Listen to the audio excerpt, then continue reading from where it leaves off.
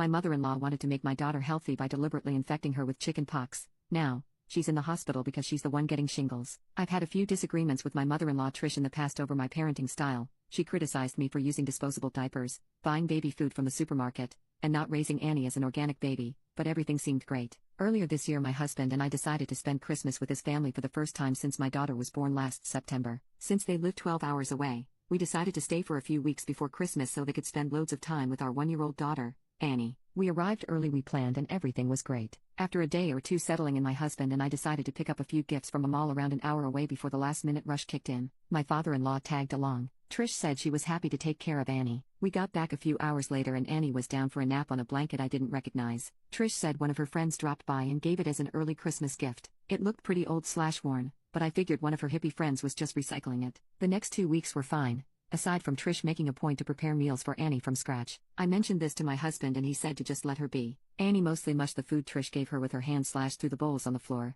as she's been doing at the moment. Trish said it would take her a while to get used to nutritious meals. I was getting sick of her meddling, but it was only for a few weeks, so for the sake of the holidays I let it slide. The day after Christmas Annie was really unsettled and wouldn't stop fidgeting and crying. I took her temperature and she had a fever, so I kept an eye on her for the next few days and it thankfully started to go down. This morning, she started to get a rash and blisters on her arms and legs and I freaked out. I was packing a bag to drive to see a doctor when Trish asked where I was going. I told her Annie had a rash and I was taking her to see a doctor. She got a weird smug smile on her face and told me there was nothing to worry about. When I asked her what she was talking about, she said without even looking at Annie that what she had was just chickenpox. I asked her how she could possibly know that and she casually admitted one of her friend's grandkids had chickenpox a few weeks ago, so she asked them to wipe a blanket over the child's arms, legs, and face and bring it to her house. At this point I couldn't believe what I was hearing, so I asked if that blanket was the gift Annie was sleeping on. She said it was. I lost my poop. To be honest, I don't really remember what I said because I was up most of the night for 2 days checking on Annie. I just unleashed on Trish asking what the F was wrong with her. My husband and father-in-law came to try to calm things down and Trish dug in her heels and said chickenpox was the best and most natural thing for Annie to build up her immunity.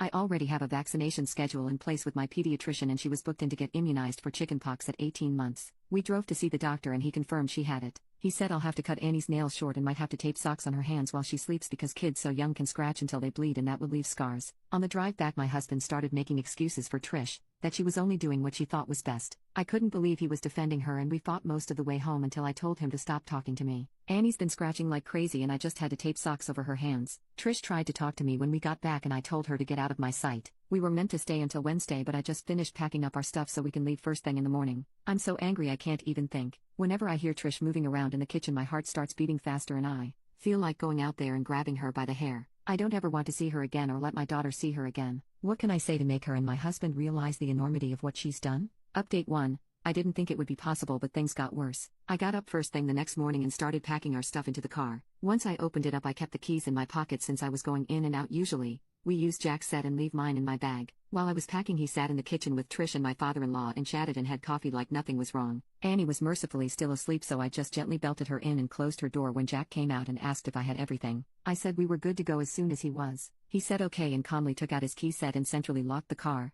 locking Annie in. I asked him what the hell he was doing and he said we wouldn't be leaving until I apologized to Trish. I think I was stunned into silence because he then took the chance to rehash what he said the previous day, that Trish thought she was doing what was best, that chickenpox doesn't unalive you and that I was making a bigger deal out of this than I needed to and making Trish feel bad. Yes, making her feel bad. I told him he needed to stop being a son and start being a father. He screwed up his face and said he would always be Trish's son, and that was the point, that nobody should speak to his mother the way I had the day before, and I needed to apologize to clear the air. I felt like I had entered some kind of weird twilight zone where I had accidentally married a 9-year-old instead of an adult man, so I just asked him to open the car so we could leave. He repeatedly refused, then walked back inside and said he would see me in there when I was acting more reasonable. You can probably guess what happened next. I'd left my bag on the passenger seat, so he probably assumed my keys were in there. Nope. I waited 30 seconds, then just hopped into the car and drove away. My phone blew up with a million calls from him, Trish, and my father-in-law. Eventually my mom and dad and my sister Jess, who I'm super close with, called as well. I briefly texted Jess about what was happening the day before, but she was stunned to get the full blow-by-blow. By the time I was on the open road, I asked her to phone Jack and tell him he could walk home for all I care. Once she heard my side of the story, and not Jack's, which was apparently that I had gone crazy, frightened Trish, snatched Annie, and sped away, she calmed way down. Mom, Dad, and Jess offered to start driving and meet me halfway so I could switch with one of them and wouldn't have to drive the full 12 hours by myself in one day. I was so grateful to see them I pretty much broke down in a truck stop parking lot while I blubbered that I loved them. They all took turns driving while I had a rest. It was super reassuring to talk it over and hear that Trish and Jack are the unreasonable ones. Once we got back, I stayed at my parents' overnight and they said I could stay as long as I needed. The next few days were fairly tense. I was up most of the night making sure Annie didn't scratch, which she did anyway, somehow.